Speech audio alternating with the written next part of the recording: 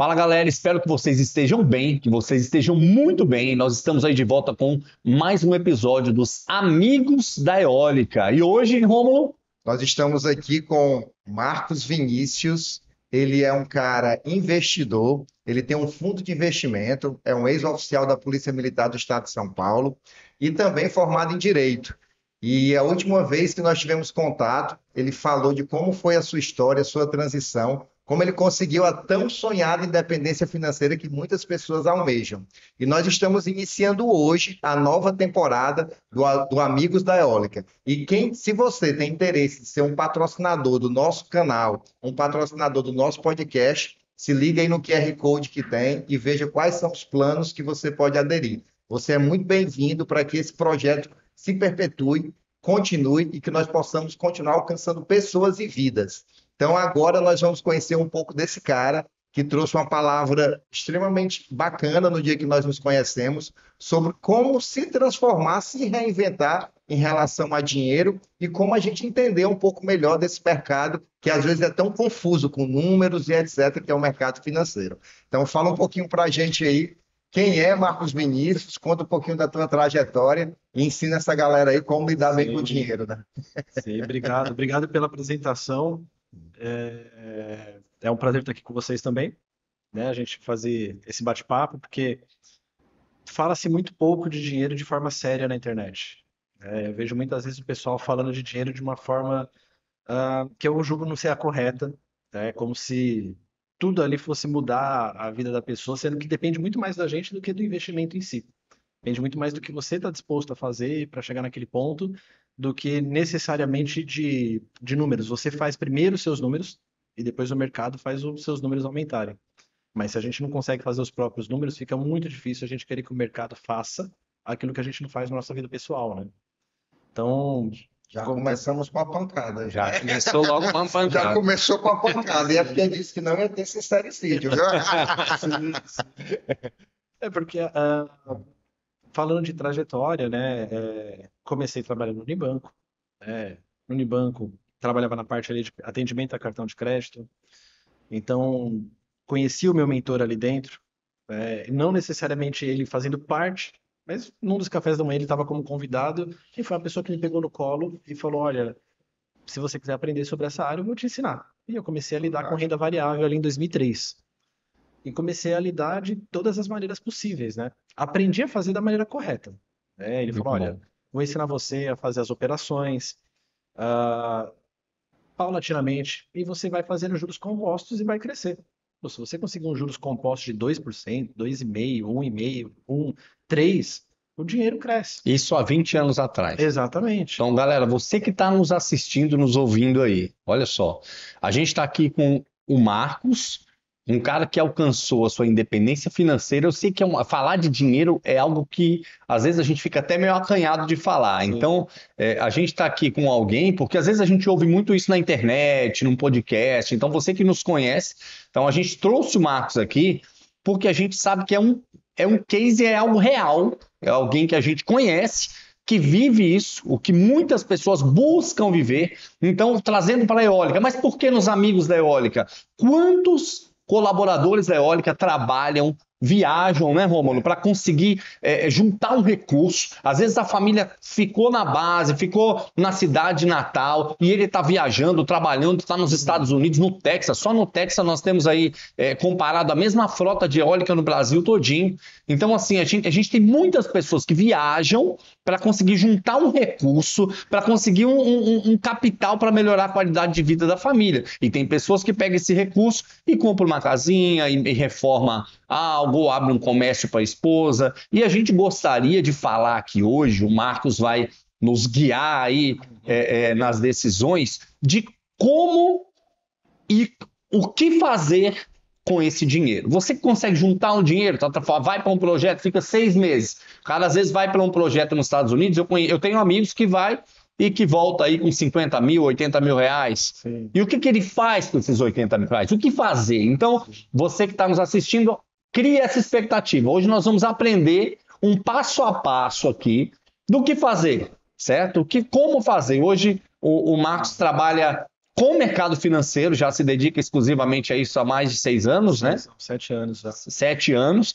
E vamos lá aprender com o Marcos. Só fiz aqui uma introdução aqui para a gente Não, seguir. perfeito. Então, Fantástico. como é que começou essa paixão? O Marcos estava falando para mim que desde os 15 anos, né? Sim. Começou essa paixão do Ali mercado com 15, financeiro. 16, eu tinha muita vontade de trabalhar com bolsa de valores. Mas é uma coisa curiosa porque é complicado quando você tenta uma área onde você não tem nenhum know-how, você não tem nenhum conhecido. Normalmente, as pessoas elas vão atrás de exemplos solidificados. Então, a filha de enfermeira quer ser enfermeira, o filho do metalúrgico quer ser metalúrgico. Você não sabe todas as possibilidades que existem no mundo, principalmente se você é de uma origem mais humilde, né? O meu pai foi praça da PM grande parte da vida, né? Era sargento da PM, se matava de trabalhar, mas para que a gente tivesse um bom estudo, né? Para pagar a mensalidade da escola, tanto eu e meu irmão, né? Então, meus pais trabalhavam muito para que a gente pudesse fazer o que eles não poderiam fazer. E é muito difícil, por exemplo, quando a gente fala de Brasil, oportunidades existem para todos. Existem. O grande complicador é que muitas vezes as pessoas não sabem quais são essas oportunidades, só isso. Onde elas estão? Exato, onde elas estão. Quando você pergunta para alguém assim, você já ouviu falar da profissão prático? Né? Sim. Quase ninguém ouviu falar. E é uma profissão que paga os melhores salários do Brasil.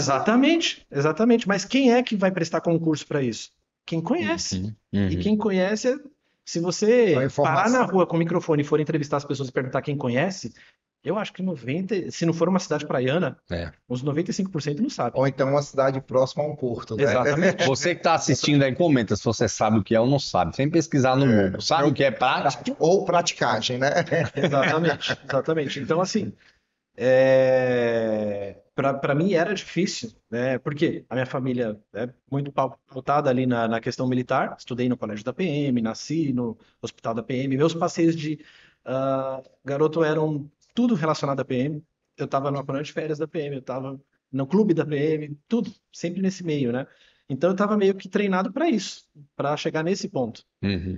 E conseguir trabalhar no Unibanco, eu trabalhei via Atento, que era uma empresa de telemarketing até hoje, né? Que é o lugar onde o pessoal brinca. Aí vem o sincericídio. Né? Pô, você deixou cair o RG, você está contratado. É um lugar bacana. Eles contratam pessoal sem experiência. Não é denegrindo a imagem, mas eu acho muito legal isso, porque é a primeira oportunidade de emprego de muita gente lá em São Paulo. A primeira abertura, né? Tipo assim, às vezes o cara não sabe nem para onde ir, o que fazer. Sim, você com 19, 20 anos, o que você tem? Você tem o RG. Esse é o seu currículo. É o RG. Então é importante ter um lugar onde você consegue ter um início de vida profissional, né? Saber como é que é lidar com o chefe, colega de trabalho, essas coisas. Começar a vida profissional mesmo. Para a gente entender um pouquinho do Marcos investidor, desde o primeiro investimento, primeiro dia que você falou, não, eu vou aprender alguma coisa, como você falou com o seu mentor, até a independência financeira. Quanto tempo? Foram, Essa eu sei, essa resposta eu sei. 13 anos. 13 anos. 13 anos, desde que você fez o primeiro investimento até a independência financeira, acho que a maioria vai saber, mas hoje com investimentos, né, Marcos? Se eu estiver errado, me corrige, mas você vive de juros. Vive de juros, vive de dividendos. Exatamente. Você quer fazer isso? Não tem vontade de fazer isso? Viver de dividendos? Agora, o mais engraçado, conversando com o Marcos, que mesmo você tendo condições de fazer isso, geralmente você continua trabalhando naquilo que você não fazer. Aí por prazer. São raríssimas as pessoas que... O Rômulo deve estar assim já, eu acho. Sim.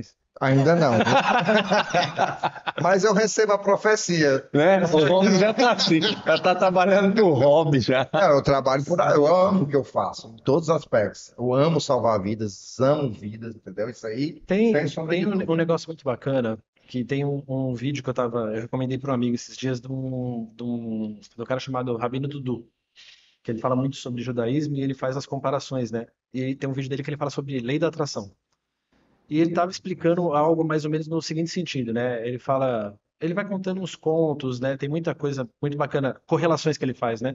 E uma que ele estava fazendo, ele falou, olha, tem um conto lá, tinha uma loja que tinha uma plaquinha escrito assim, tudo que você quiser, entre e pegue, é grátis. Né? E aí a pessoa entrava na loja e falava, eu quero isso daqui, e pegava, é grátis? Não, se você quer, é grátis. Aí o cara pegava e ia sair da loja e o dono falava, não, volta aqui. Mas você falou que era de graça, não sei o quê. Não, não. Se você quiser de verdade, você paga o preço. Entendeu? Você não quer de verdade. Você quer porque é de graça. Porque se você quiser de verdade, você estava disposto a pagar o preço. O preço que aquilo vale, né? Exatamente. E na nossa vida é assim também. Tem muita gente que quer dinheiro. Que nem ele falou, você gostaria de ver de juros? Tem muita gente que quer. Agora a pergunta não é nem quem quer. Boa. A pergunta é, você está disposto a pagar o preço para chegar nesse ponto? E é importante Boa, você muito bom. falar qual foi o preço que você pagou. Sim, É a gente importante que vai as pessoas comentar. saibam, né? E só fazendo um parênteses, eu estava numa imersão em Israel e conversando com um empresário brasileiro. Por exemplo, ele falou para mim, cara, eu acho incrível, né, dinheiro, o poder do dinheiro e tal, mas eu, por exemplo, não consigo me ver bilionário, porque eu não teria coragem de pagar o preço para ser bilionário. É. Eu sei que é uma vida de outro mundo, mas eu não conseguiria ficar longe da minha família, tanto que eles precisam ficar, eu não conseguiria pagar o preço, então assim, Entendi. ele já estabeleceu ali O aonde ele quer teto chegar. dele, né? limite. Exato, É exato. o Ele falou, limite de "Ó, entrega também, eu né? tô bem e tô vivendo bem, melhor, obviamente, do que muito mais gente, porque a gente estava numa imersão fora do país, né? Mas, assim, até onde a pessoa está disposta a pagar o preço, né? No meu caso, o preço foram 13 anos sem vida, né? Sem vida, Sem né? vida, sem vida, literalmente. Vamos lá, por onde começar? Eu só Sim, vou ó, até para antes primeiro, vamos no início, né? Deixa eu soltar um provérbios aqui, um provérbios 21:20. Nossa, eu sou cristão, nós somos cristãos aqui, e às vezes tem aquela cultura de que, não, tem que ter fé. E será que o cristão, ele deve guardar dinheiro? E aí, Romulo, será que o cristão... Nós vemos na vida de José, lembra a vida de José? Que ele, no tempo das vacas gordas, né? Sim, Ele poupou a 7 ponto. O anos. tempo das vacas E magras. temos aqui Provérbios 21:20 que diz assim: na casa do sábio há comida e azeite armazenados, mas o tolo devora tudo o que pode. Sim. Então vamos lá, vamos começar, Vamos lá. Marcos. Falando da minha trajetória, eu comecei como tolo, né? Por quê? Acho que todos nós. Peguei 40 mil reais ali, falei, vou jogar na Bolsa de Valores esses 40, vai ser o início de tudo, vai ser como a gente vai começar. Hum. E juntando muito, muito tempo, né? Tanto Jun- era meu e da minha esposa, Juntou por que era muito minha tempo, namorada, 40 né? mil. A gente tinha esse valor lá. Uhum. E o que acontece? Esses 40 mil reais, eu comecei a fazer as operações que o meu mentor me indicou, Uhum. só que eu, no auge dos meus 23 anos de idade, falei, eu sei muito mais que esse cidadão que tem 30 anos de mercado, né? Eu tenho 23 anos, mas eu sou muito mais esperto. Eu conheci um mercado chamado opções, que no meio do mercado financeiro é conhecido como cemitério de malandro. Bem, pô, o mercado de opções eu posso ganhar muito mais dinheiro do que o que esse cara tá falando para eu ganhar. Não, vamos para cima. A 200, gente 300 operações em um dia. tem momento que a gente acha que a gente já sabe, E aí o que né? aconteceu com esses 40 mil? Em 3 meses, esses 40 mil em 3 meses, virou 500 mil reais. Só Em só 3 um meses. parênteses, pra você ver a importância, né?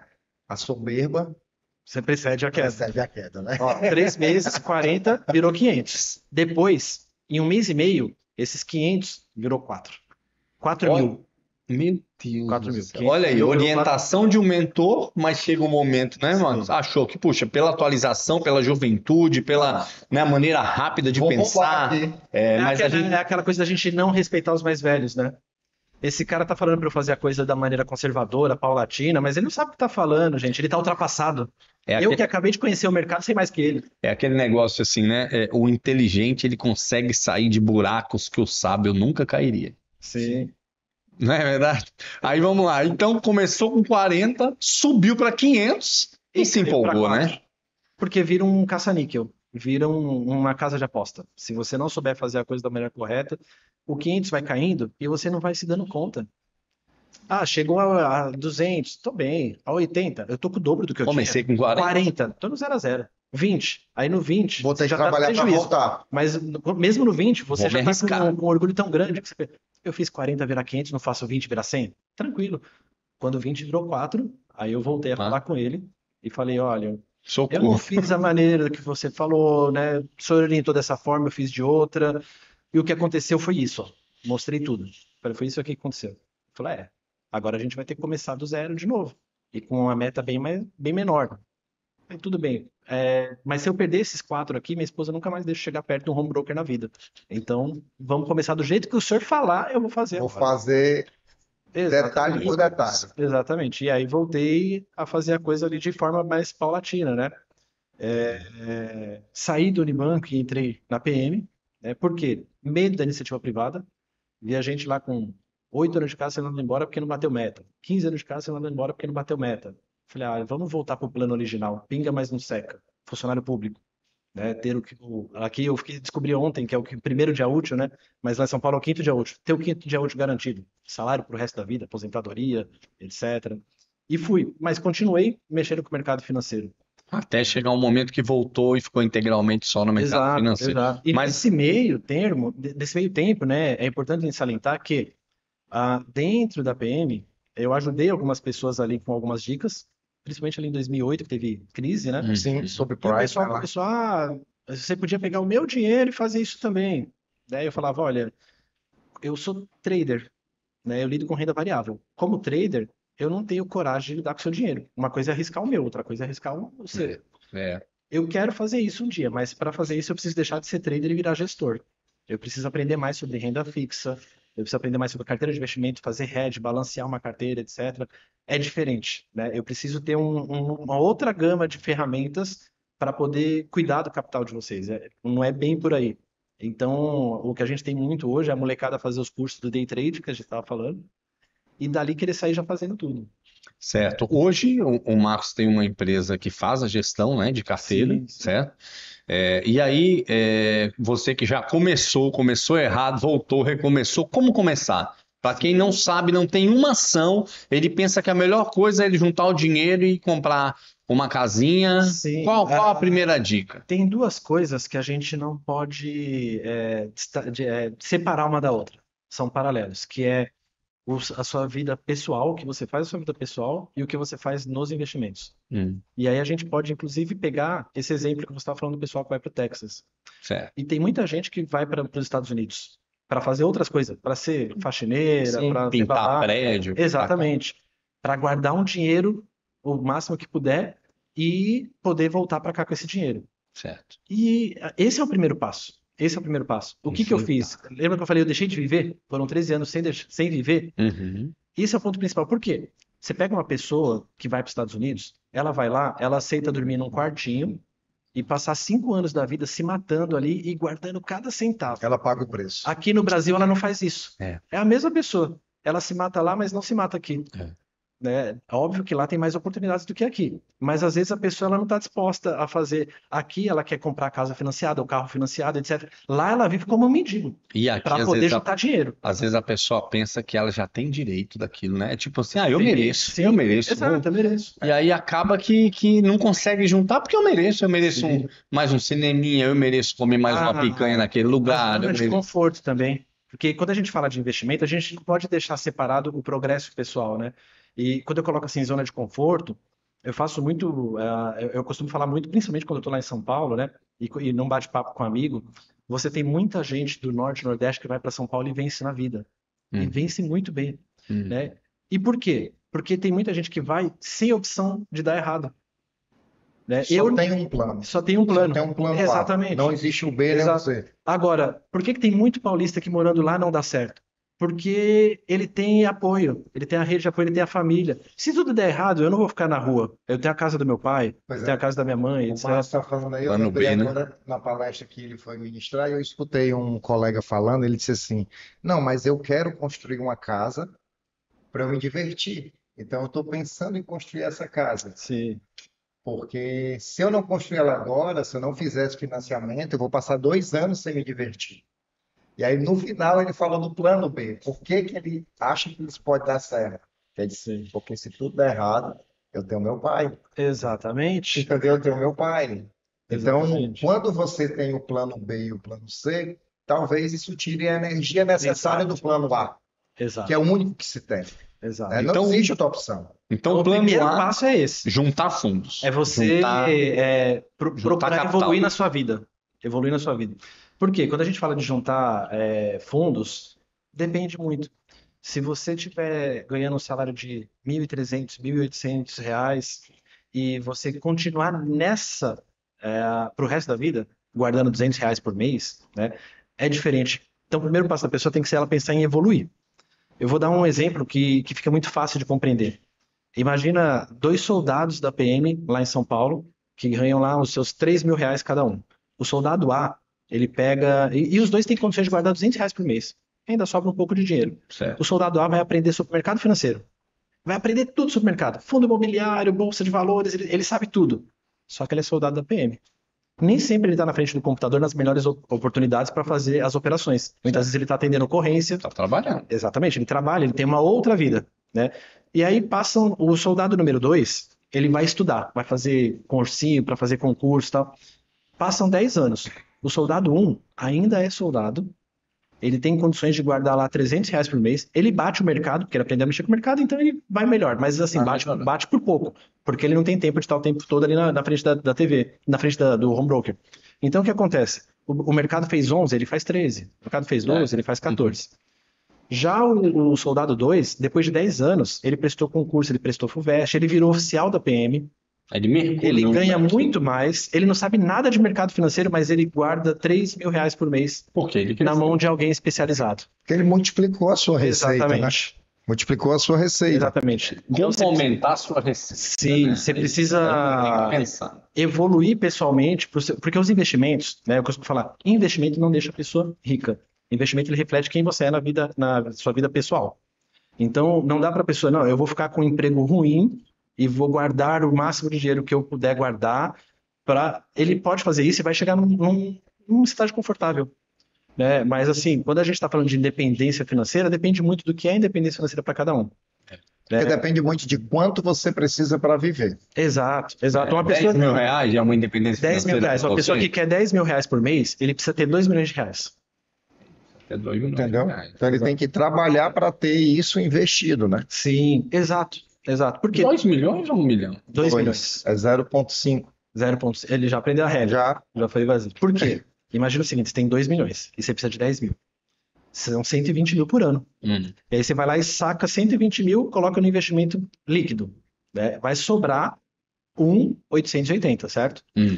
Esse 880, você joga no Tesouro Direto, você pega 10% ao ano, no mínimo. 10% no ano. Ou seja, você vai ganhar 188 mil. Você tira 120 e vai ganhar 188. Então sobrou 68. Exatamente, sobrou 68. No outro ano vai sobrar mais ou menos uns 70 e pouco, 80 e pouco. Ou seja, você tinha 2 milhões, aí depois você tinha 2,60 e pouco, depois você tinha 2,100 e pouco. Por que que isso é importante? Fazer o dinheiro indo crescer. Porque tem inflação. Sim. Porque esses R$ 10.000 vai chegar um momento que você vai falar, putz, a minha vida de 10 está custando 11. E agora, se você tem R$ 1 milhão e está no lugar que dá 1% ao mês, tem 10 mil, você tira 10, tira 10, tira 10.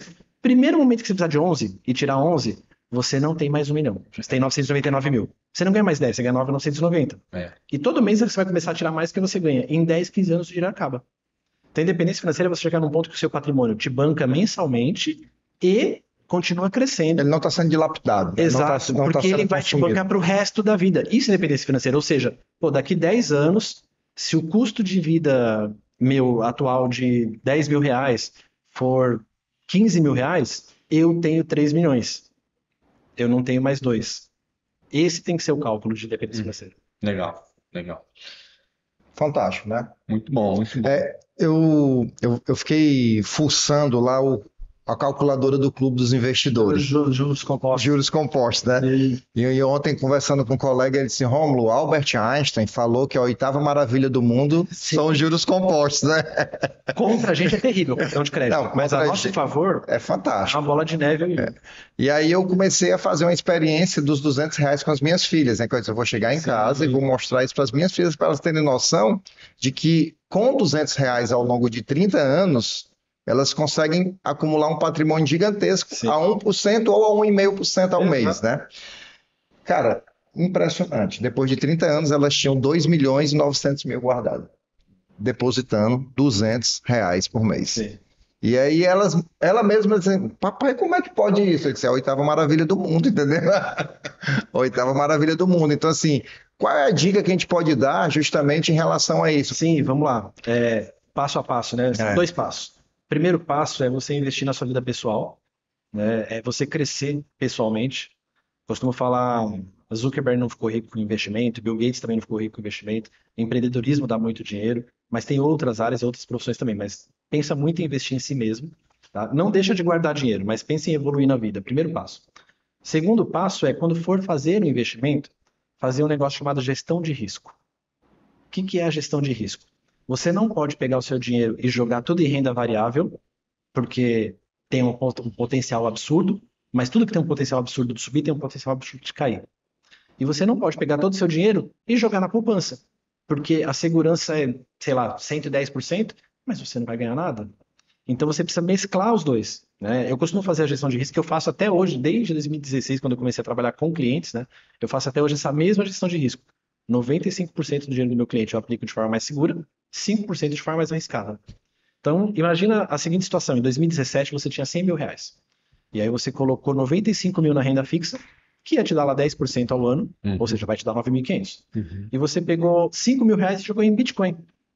Quem tinha 5 mil em janeiro de 17, tinha 100 mil em dezembro. Foi o tanto que o Bitcoin subiu aquele ano. E você ia terminar o ano com 204.500. Você ia dobrar o seu dinheiro. E qual era o risco que você estava correndo? Se desse tudo errado, aqueles 5 poderia ter sumido. Os 95 não. Eles estavam aplicados no local seguro. E renderam 10% no ano. Ou seja, você ia ganhar 9,5. Então, se tudo desse errado, você encerrava com 104.500. Você ganhava pouco. Se tudo desse errado, você ganhava pouco, mas você não perdia dinheiro. Esse é o ponto principal. Quando a gente fala em investimento, a gente não pode pensar em perder.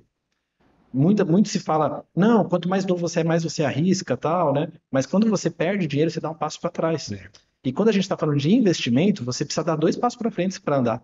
Se você tem uma ação de 100 reais e você perde 50%, essa ação cai para 50 reais, você precisa agora de um lucro de 100 para ficar no 0 a 0.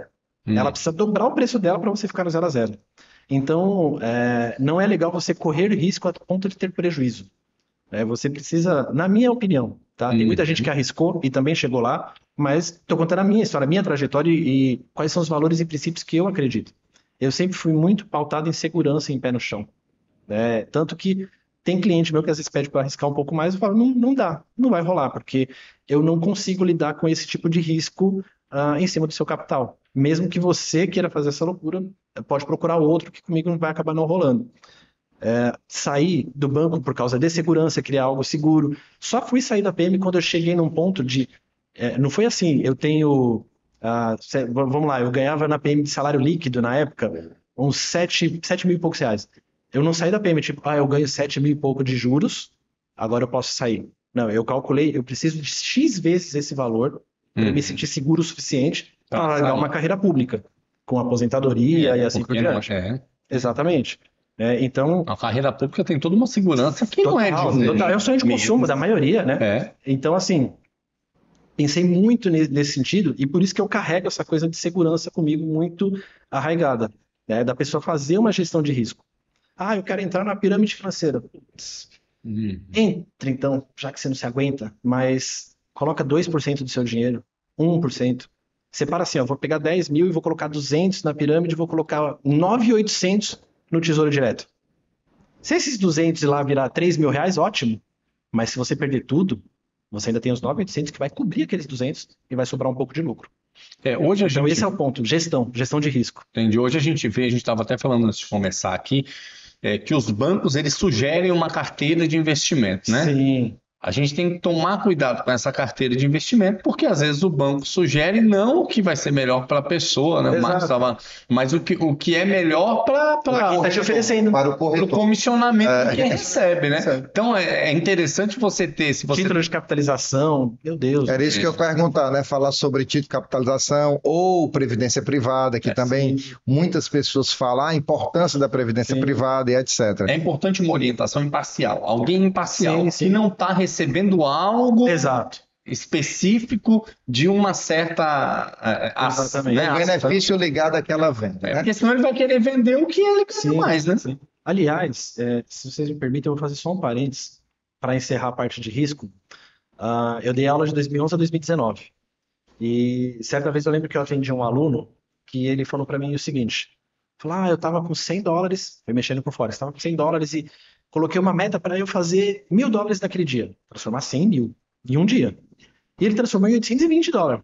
E depois aconteceu a mesma coisa comigo, que aconteceu comigo, né? Ele transformou $820 em $20. Ele chegou até 820, mas a meta era 1.000.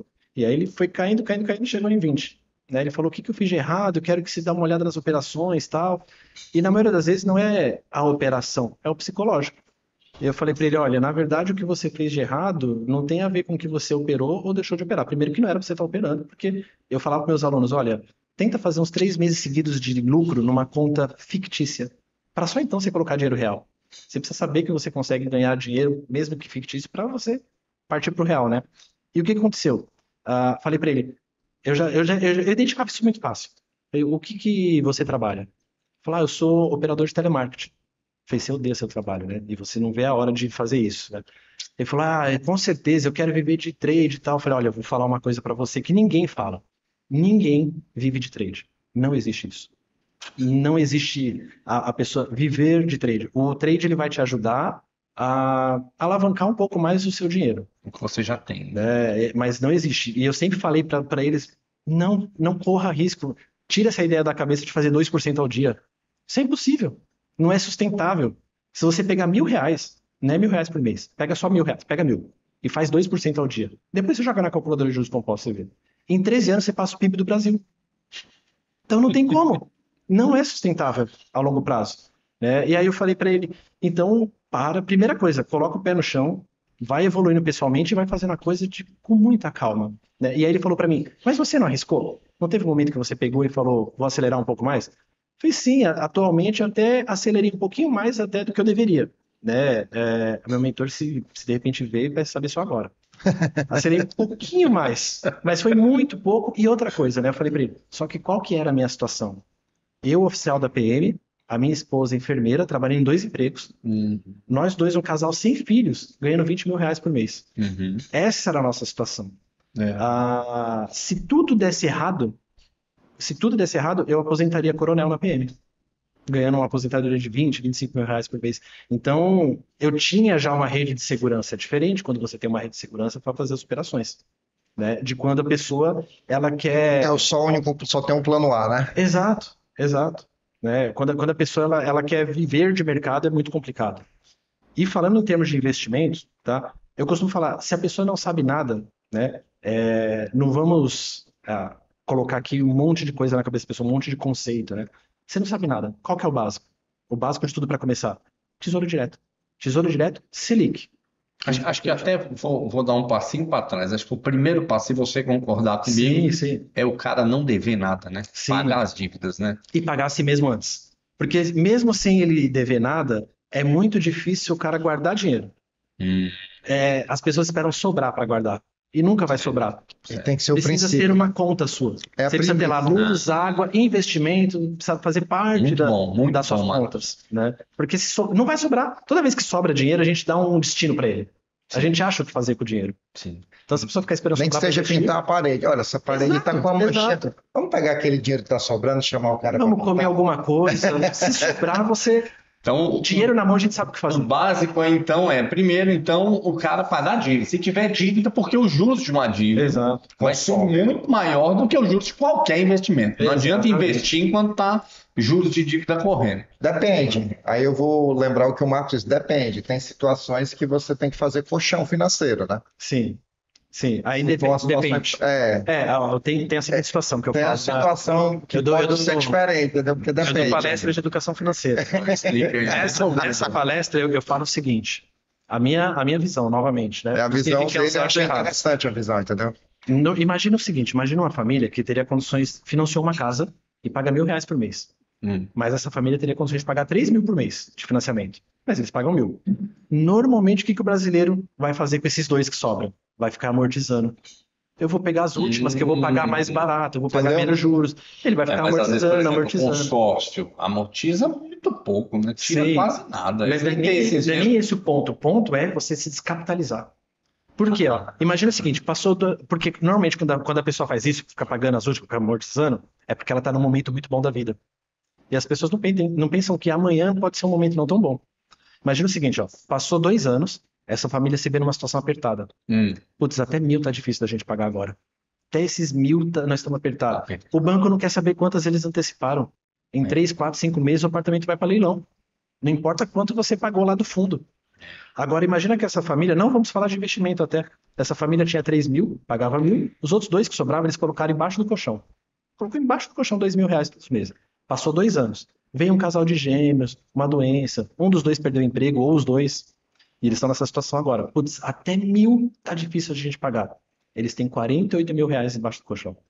Eles têm 48 meses de paz, tranquilidade, para eles pensarem com calma, se planejarem, ver o que eles vão fazer da vida, como eles vão sair dessa situação. Como resolver, né? Exatamente.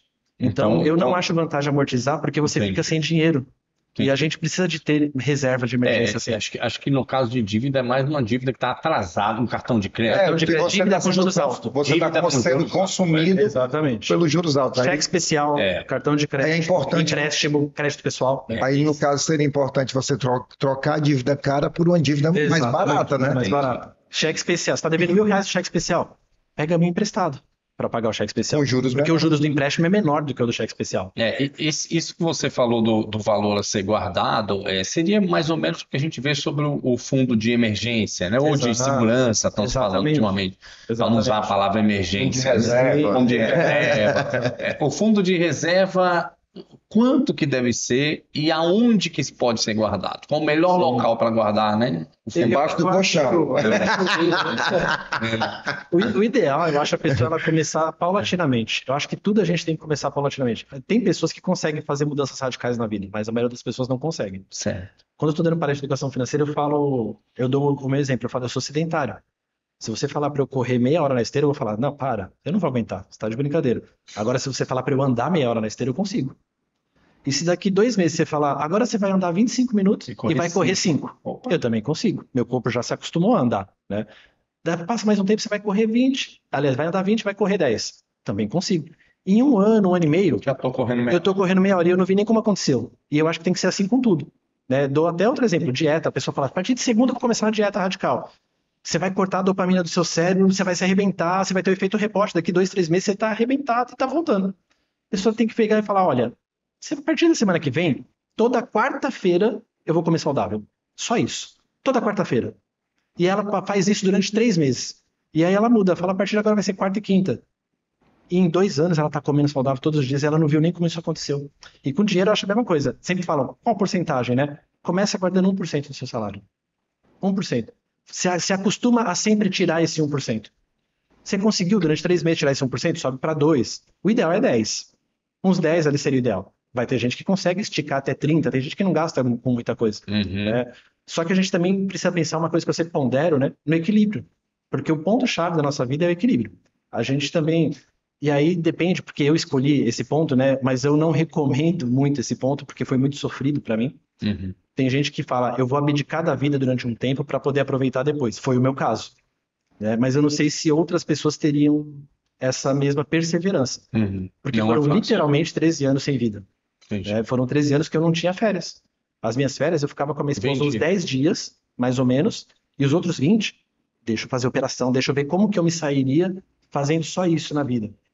Fim de semana, 4, 5, 8 horas, vendo o resumo de tudo que eu fiz de operação durante a semana. Como que isso aconteceu, o que eu fiz de errado para não errar de novo, etc. Tal. Então, eu acho que o ideal é um ponto de equilíbrio. Né? A pessoa precisa começar, o primeiro passo.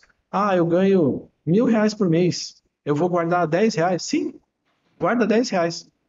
Assim que você receber os 1.000, conta assim, eu não recebo mais 1.000, eu recebo 990, vou guardar 10. Aí depois você vai aumentando. Falam-se de um fundo de uma reserva de segurança de 6 meses do que do que seria o seu custo de vida, né? O meu custo de vida hoje, um exemplo, é, sei lá, 4, 5 mil, eu teria que ter... Isso é o ideal. 6 meses. Vai guardando dinheiro para chegar nesses 6 meses e guardar aonde? Aí eu falo sempre nesse sentido, né? Tesouro Selic. E por que eu sempre falo do Tesouro Selic? Porque ele é líquido, você pode sacar a qualquer momento. É melhor do que o CDB. Ele é uma poupança turbinada. É melhor do que o CDB? Sim. Ele vai ser porque o CDB vai ter taxa de administração, muitas vezes. Você até vai ter alguns CDBs que são melhores, mas aí a gente está falando de um dinheiro bem baixinho. Às vezes você vai ver, eu não vou cometer esse de falar nomes, né? Mas você vai ver, às vezes, instituição que tem a propaganda assim, 300% do CDI, 200% do CDI. 100% do só que CDI. Só que quando você olha ali no asterisco, é limite até R$3.000. Entendi. Né? E R$3.000 por CPF. Que a pessoa pensa, eu achei um lugar onde eu vou guardar dinheiro e vou ganhar muito, porque dá 200% de CDI, ou seja, é quase o dobro da Selic. Só que limite 3.000. Por quê? O normal é 100% do CDI. É um produto chamariz da corretora. 110. É um produto que está Mas mesmo 110% do CDI é melhor Eu acho melhor o Tesouro Selic ainda, Tesouro Selic. porque a gente está falando de solidez, né? Muitas vezes a pessoa ela fica assim, até quando vai aplicar capital comigo, a pessoa fica com aquele FGC na cabeça. Hum. Ah, mas o Fundo Garantidor de Crédito. E as pessoas não têm ideia de como funciona um banco. Vamos lá, como que funciona um banco, por exemplo, né? O banco, se a gente falar em termos técnicos, é um ente que pega o dinheiro do agente superavitário e repassa para o agente deficitário. Ou seja, ele pega o seu dinheiro para emprestar para ele. É E isso que aí o banco cobra faz. uns juros E cobra, e maior fica que com a o cliente. diferença. Ele ganha nos juros, né? Vai te dar Ele trabalha com 0,8. teu dinheiro. Exato, vai te dar 0,8 e vai E o cobrar Brasil, CSD. se eu não me engano, é o país que tem juros mais abusivos do mundo. Exato. Em termos de spread bancário, é o maior que a Tem gente tem. país que é proibido cobrar os juros que o Brasil cobra, né? É absurdo. E o que que acontece? O banco ele pode emprestar dinheiro que não existe, por previsão de que ele vai receber. Então, se eu colocar lá 100 mil na sua conta, se jogar no investimento, o banco pode emprestar. Eu depositei, esse 100 mil existe. O banco empresta 70 mil para ele, 70%. Não lembro hoje quanto que está a taxa do compulsório, mas tinha uma época que era 30% a taxa compulsória. Ele pode prestar, aí presta 70 mil para o Romulo. Cai 70 mil lá no Romulo coloca investimento. Se vocês dois quiserem sacar esse dinheiro, vocês sacam, o banco dá. Né? Por que que o banco vai te dar o seu 100 e vai te dar o 70 dele? Se ele acabou de inventar o 70 dele. O único dinheiro que existe nessa transação é o seu 100. É o meu sim. Porque ele vai pegar dela, que tá lá, Alguém vai ter. alguém tem o dinheiro E aí parado. ele vai lá e pega E aquele se ele não tiver? Porque às vezes acontece, o banco ele fica mais passivo do que ativo, né? Aí o banco pega com outro banco emprestado, o CDB, que é o CDI, o CDI. Certificado de Depósito Interbancário. Isso é o CDI. É quando o banco pega dinheiro emprestado com outro banco. E aí ele vai pagar um dia de juros, 2 dias. Por quê? Porque a folha de pagamento da prefeitura tal é minha, no dia tal vai cair esse pagamento, eu já consigo bancar. Então, um banco vai pegar dinheiro emprestado com o outro banco. Os bancos não têm com eles todo o dinheiro que eles deveriam ter. Se hoje todos os clientes de um banco, seja qual for, Bradesco, Itaú, o que a gente pode falar, não, qualquer um. Se todos os clientes quiserem, chama a reserva fracionária isso. Se todos os clientes forem no banco e falar, eu quero meu dinheiro de volta, o banco quebra. Qualquer banco. Nenhum banco tem o que deveria ter. Tá? E aí o pessoal fala, mas o meu dinheiro no banco está protegido pelo FGC, Fundo Garantidor de Crédito. Fundo Garantidor de Crédito é um lugar onde os bancos mandam um pedacinho pequenininho ali do que eles têm para ser uma espécie de seguro, né? Só que o Fundo Garantidor de Crédito, ele tem 2,5%, ele não chega a ter 3% de tudo que ele cobre. O mercado financeiro tem lá trilhões e o Fundo Garantidor de Crédito tem alguns bi. Né? Ou seja, hoje, se Bradesco e Itaú quebra, muita gente não ia conseguir pegar o dinheiro de volta. Né? Você tem ali a figura do fundo garantidor por trás que o pessoal fala, mas não é bem assim. Já no caso do Tesouro Direto, por que que eu considero ele é mais seguro que a poupança? Porque a gente está falando de título da dívida pública. O que são os títulos da dívida pública? É o governo pegando dinheiro emprestado para cobrir aquilo que ele não consegue cobrir via imposto. E o governo é o único que pode fazer um negócio chamado rolagem de dívida. Como que funciona? Né? Eu sou o governo, eu preciso de 100 mil. Aí eu pego 100 mil contigo, só que eu só vou te pagar daqui 4 anos, por exemplo. Pego um pré-fixado da vida. Né? Aí eu falo, me dá esses 100 mil, toma um título. Tá? Daqui 4 anos eu vou te dar 10%, eu vou te dar esses 100 mil, eu vou te dar 200 mil por esses 100 mil. Quando chega daqui 4 anos, eu não tenho esse dinheiro. O que eu faço? Eu vou lá no Romulo e falo, Romulo, me dá 400 mil e daqui 4 anos eu te dou 800. E aí eu pego esses 400, pago os seus 200, isso é rolar a dívida. O governo brasileiro, todos os governos do mundo, porque o maior devedor do mundo é os Estados Unidos, que deve mais de 27 trilhões de dólares. Tá? É a maior dívida pública do mundo. O que acontece? O governo pode fazer isso. Por quê? Porque o governo é o emissor da moeda. Né? É ele quem garante o laço da moeda. Então, por isso que é seguro, porque dificilmente um governo quebra. E se o governo quebrar, ele pode fazer o quê? Pegar mais emprestado, pegar mais emprestado, pegar mais emprestado. O governo não quebra. Aí eu sou obrigado a concordar, não é dessa forma, mas com o que muita gente que tem um viés mais keynesiano de economia, que é um viés mais de esquerda, fala, não, o governo não quebra se tiver dívida na própria moeda. De fato, não quebra. Só que tem alguns detalhes. Pega a Argentina, por exemplo. A Argentina tem uma Selic de 100% ao ano. Taxa Selic. Selic, entre aspas, porque é outro nome, né? Mas a taxa de juros. Só que, por que eles têm essa taxa? Porque o país está todo bagunçado, inflação, então eles precisam pagar juros muito alto, o governo precisa pagar juros muito alto para pegar dinheiro emprestado. Né? E mesmo com essa taxa enorme, muitas vezes eles não conseguem pegar dinheiro emprestado de fora. Porque o mercado não confia. Não só porque o mercado não confia, mas porque existe o risco de você não ganhar nada. Porque imagina que o dólar está 1 para 1 com o peso. Né? Imagina, vamos lá, o dólar está 1 para 1 e a Argentina está pagando 100%. E você vai investir 100 dólares lá na Argentina. Assim que os seus 100 dólares entrar lá, já não são mais 100 dólares, vai virar peso. Agora você tem 100 pesos. Aí passa um ano. A Argentina te paga 100%. Seus 100 pesos viram 200 pesos. Só que a inflação deles foram 100%. E agora $1 vale 2 pesos. E aí quando você vai tirar os 200 pesos, você tira $100. Ou seja, você ganhou 100%, mas na sua moeda, você ficou no 0 a 0. Então acaba não compensando, muitas vezes. Agora, então, vamos lá. Nós falamos da reserva de segurança, então, que seria o Tesouro... Exato, Tesouro Selic. Tesouro Selic. É a poupança turbinada. Liquidez, tira a qualquer momento, extremamente seguro.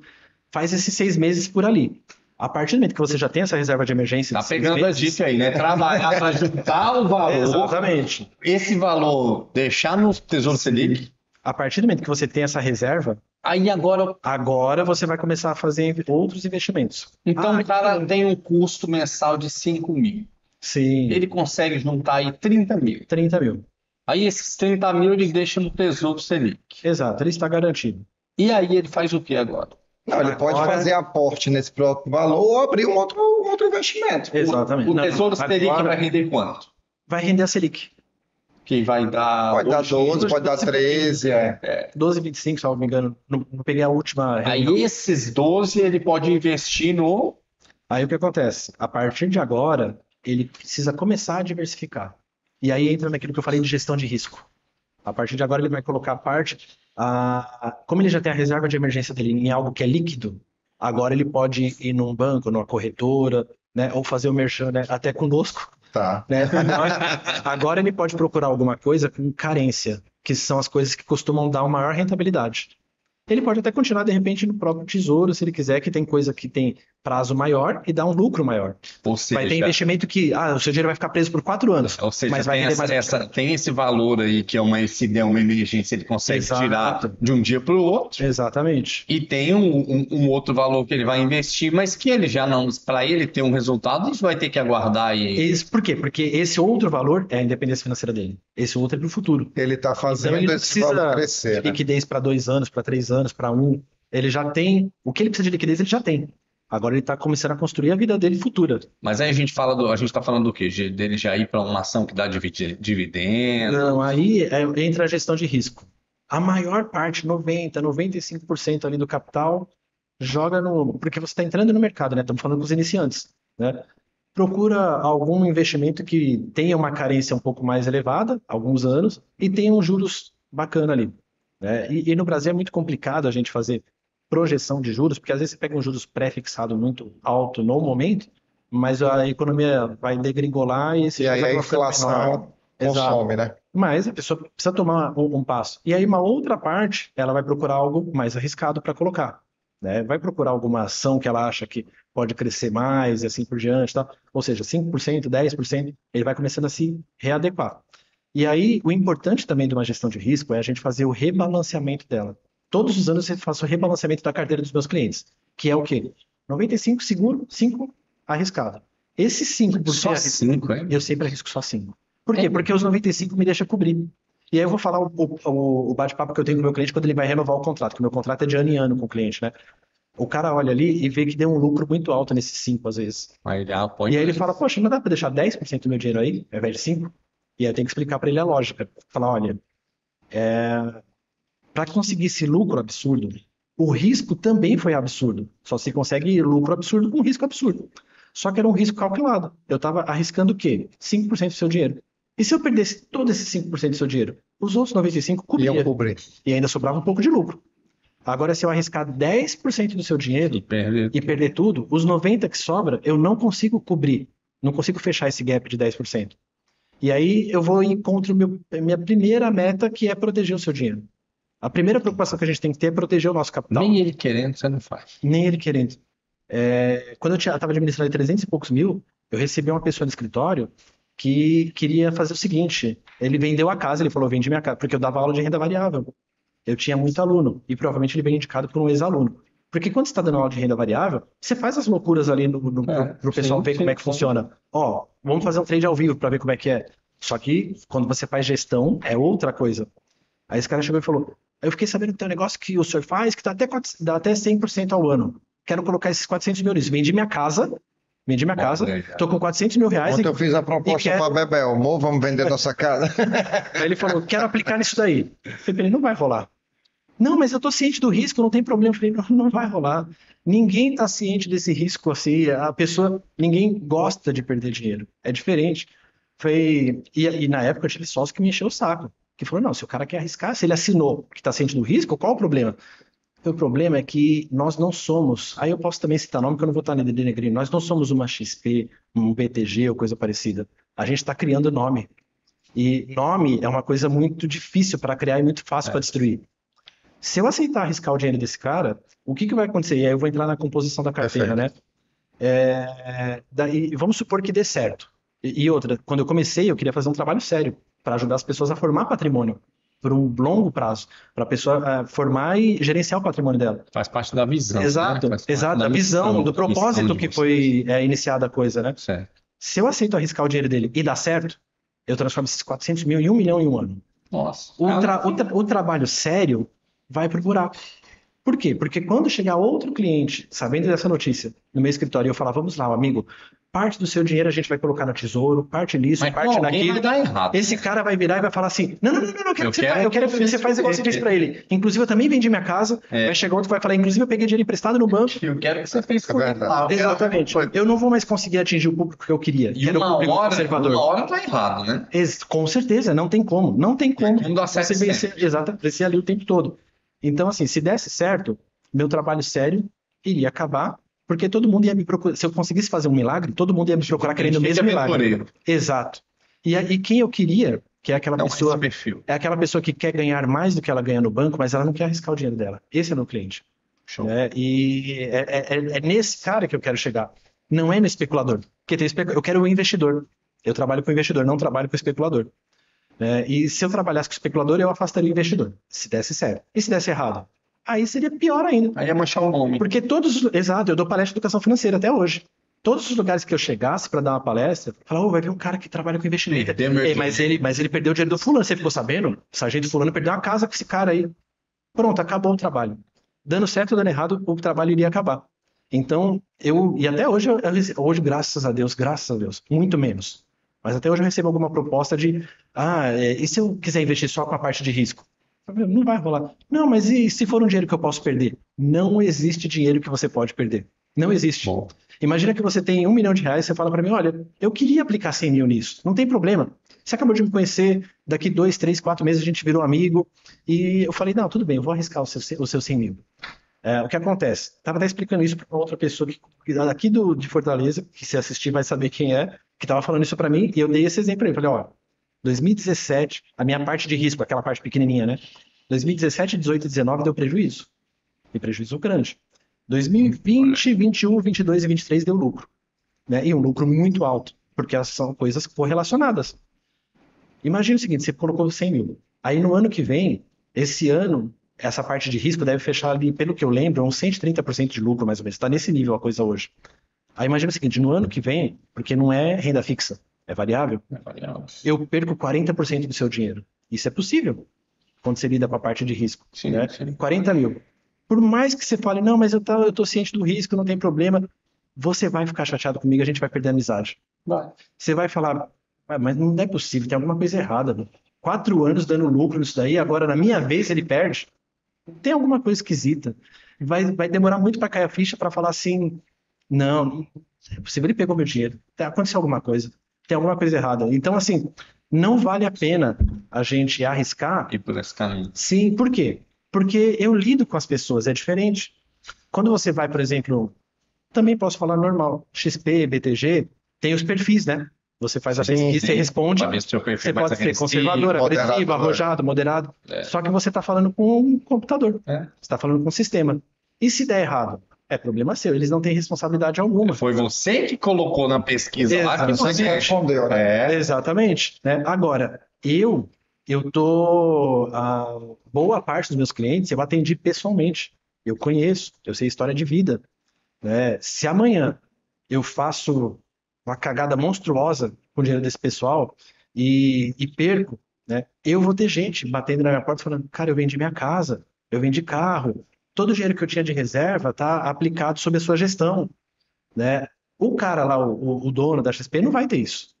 Né? Ele não vai ter ninguém, porque é Foi impessoal. você que assinou o contrato Problema com seu. isso aqui. A pesquisa, você que colocou Exatamente. no recibo, você que aceitou Você que está isso. fazendo Sim, trade aí. A partir do momento que eu me predispus a dizer que eu sou uma pessoa que gerencia patrimônio, eu preciso gerenciar o patrimônio e de forma segura. Não posso, de forma alguma, É uma missão arriscar. diferente. A tua missão é mais Exato, conservadora, é né? diferente. Posso só chamar mais uma vez o patrocínio aqui? Chama aí o patrocínio. Você que está interessado em patrocinar esse podcast, ser uma pessoa que vai nos apoiar a continuidade desse projeto, nós temos aí uma série de mais 12 convidados. Tem aqui esse QR Code, faz aí a leitura dele, veja qual é o plano que mais se encaixa com a tua realidade e veja sua marca aqui, não só passando no monitor, mas sendo anunciada por nós. Não perca os próximos episódios, que vão ser maravilhosos e tem temas bem relevantes que podem te ajudar não só na tua área de trabalho, mas também na tua vida pessoal. Continua com a gente aí, nos segue, compartilha e se inscreve no nosso canal. Muito bom. Entrando na carteira, você falou o portfólio, né? Como que é o portfólio do meu cliente? 95% seguro, 5 mais arriscado. Dentro desses 95, 95, tá tudo em renda fixa? não. Dentro desses 95 a gente vai ter ali 40% Tesouro Direto Americano, É. 30% Tesouro Brasileiro, só que tudo como título da dívida pública, né? Não como tesouro em si, porque a gente aplica como investidor institucional, que é diferente. Uhum. 25% em renda variável sem exposição a risco, para a gente buscar fazer ali 1,3 no As mês. ações que você A coisa assim a mais gente já sabe que tranquila tá. possível. São estáveis, E né? 5, que a gente vai usar alavancado. Vamos buscar o máximo de rentabilidade em cima daqueles 5. Né? Uhum. Alavancagem a Agressivo. corretora te prestou um dinheiro e você consegue fazer mais ainda por causa disso, só que você corre um risco muito maior também. Além dessa proteção de 95,5, a gente ainda tem outra questão na minha carteira que é o hedge.